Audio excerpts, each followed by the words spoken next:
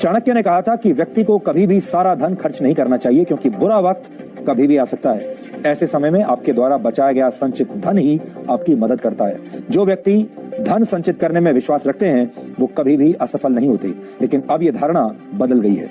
आजकल लोग अपने क्रेडिट कार्ड्स के जरिए अपनी जरूरतें पूरी करते हैं और उधार लेकर अपने शौक पूरे करते हैं। ये एक हानिकारक सोच है।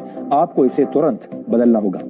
अब एक सवाल आपके बारे में और आपके परिवार के बारे में।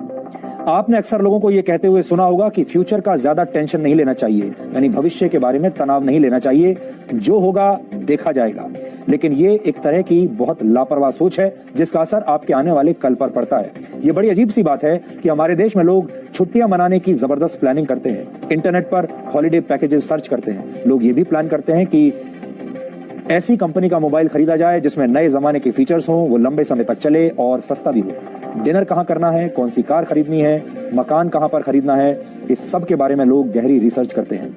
यानी हमारे देश के लोग अपनी मौज मस्ती और लाइफस्टाइल की प्लानिंग तो करते हैं, लेकिन अपने भविष्य की कभी कोई प्लानिंग नहीं करते। उन्हें लगता है कि भविष्य की चिंता करने के चक्कर में वर्तमान खराब हो जाता है, लेकिन इस सच को और इस सोच को बदलने की जरूरत है। रिजर्व बैंक ऑफ इंडिया की एक रिपोर्ट के मुताबिक भारत के सिर्फ 13% लोग ही अपने रिटायरमेंट के लिए सेविंग करते हैं, यानी बचत करते हैं, जबकि 10% लोग अपने रिटायरमेंट के बारे में सिर्फ प्लानिंग ही करते रह जाते हैं, जमीनी स्तर पर कोई बड़ा निवेश नहीं करते। जबकि भारत के 77% लोग अपने रिटायरमेंट के बारे में सोचते तक नहीं। हो सकता है कि आप भी ऐसे लोगों में से एक हों। अपने रिटायरमेंट के बारे में कोई तैयारी न करने की वजह से हमारे देश में 60 साल की उम्र हो जाने के बाद भी करीब 50% बुजुर्गों को काम करना पड़ता है। इस उम्र में अक्सर लोग आराम की जिंदगी जीना पसंद करते हैं, लेकिन दुख की बात यह है कि अपने जीवन यापन के लिए उन्हें इस उम्र में भी काम करना पड़ रहा है। ये आंकड़े आपको ये बताते हैं कि भारत में बड़ी संख्या में लोग अपनी निजी आर्थिक सेहत को दांव पर लगाकर पूरा जीवन जीते हैं। ये एक तरह का आर्थिक टाइम बॉम्ब है जो 60 साल की उम्र के बाद जाकर फटता है। इससे बचने के लिए अक्सर 50-30-20 वाला फॉर्मूला बताया जाता है। आज हम आपको समझाएंगे 50-30-20 वाला फॉर्मूला क्या होता है। अगर आप चाहें तो इस फॉर्मूले को अपना सकते हैं, लेकिन भारत के लोग अपनी आदतों और मजबूरियों की वजह से इस फॉर्मूले से हमेशा दूर भागते हैं। यह बड़ा सीधा सा फॉर्मूला है।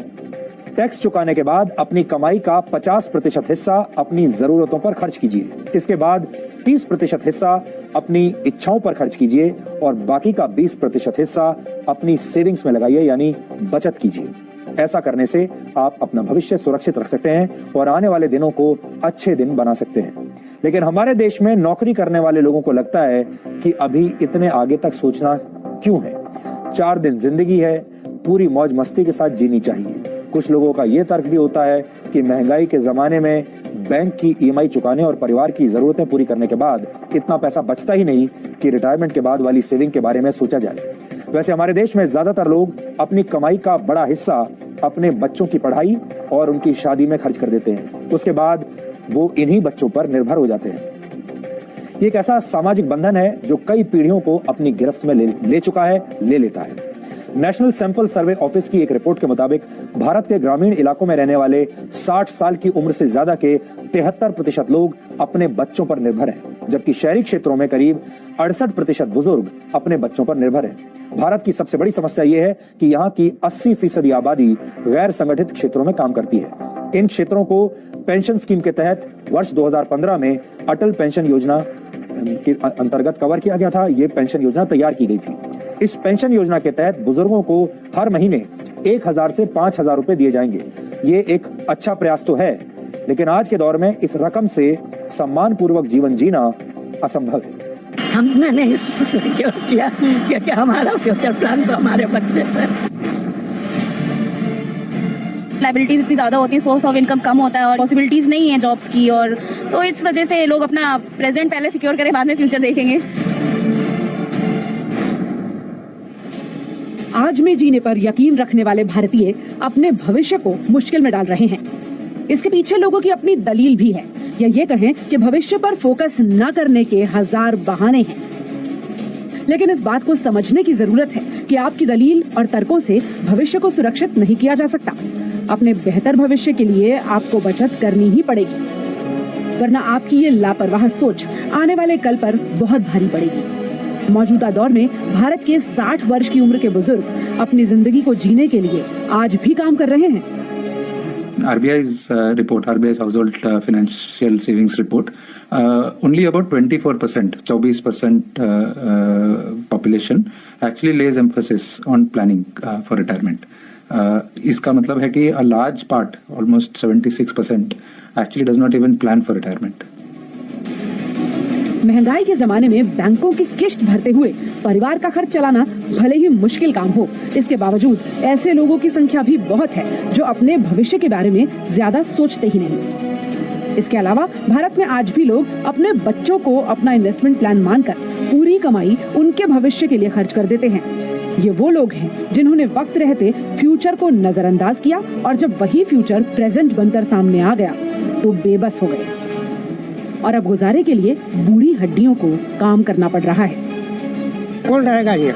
सबको तो घर पकड़ना है। क्यों है यहाँ? अब एक मजबूरी है, लड़की की शादी करना है, लड़का की शादी करना है, किसके यहाँ पर कर्जा करने जाएंगे?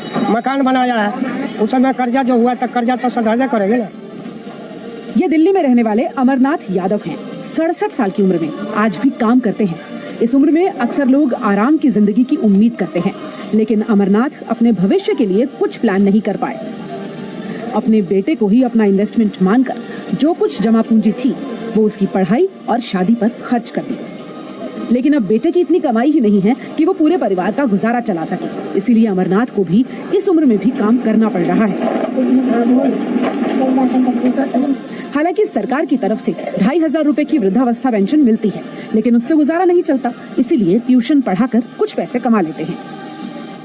थोड़ा बहुत कमाना तो खैर अब यूँ पड़ेगा कि भाई मेहनत नहीं करोगे तो पूरा खर्चा ये आएगा कहाँ से। बच्चे इतने सपोर्ट कर नहीं पाते, खुद ही थोड़ा बहुत ये पेंशन मिल जाती है, थोड़ा बहुत इधर उधर अपना काम धंधा देख लेते हैं, उसी से काम चल जाता है। और क्या चाहिए तो अब यही समय के हिसाब से कि भाई बड़े बूढ़े भी अपने खुद ही थोड़ा बहुत इंतजाम करके रखें तो ज़्यादा बेहतर है, किसी के ऊपर भरोसे ना रहा जाए, क्योंकि कोई मदद मांगे से मदद मिलती थोड़ी है, क्योंकि बच्चे अपने ही खर्चे पूरे नहीं कर पाते। परिवार की जरूरतों को पूरा करने के चक्कर में ज्यादातर माता पिता अपने भविष्य को खतरे में डाल रहे हैं। भारत में रिटायरमेंट प्लान न करने की कई वजहें हैं, लेकिन इनमें सबसे पहली वजह यह है कि लोग अपने बच्चों में ही अपना भविष्य देखते हैं और जब बच्चे उनका ये सपना तोड़ देते हैं तो बुढ़ापे में काम करना पड़ता है। बड़ा फैक्टर है कि हमारा परसेप्शन क्या है फैमिली सिस्टम्स को लेके। सो वो जो एक परसेप्शन बना हुआ है that you know my child will take care of me and I don't need to invest, वो एक बहुत बड़ा रोल प्ले करता है हमारे डिसीजन में।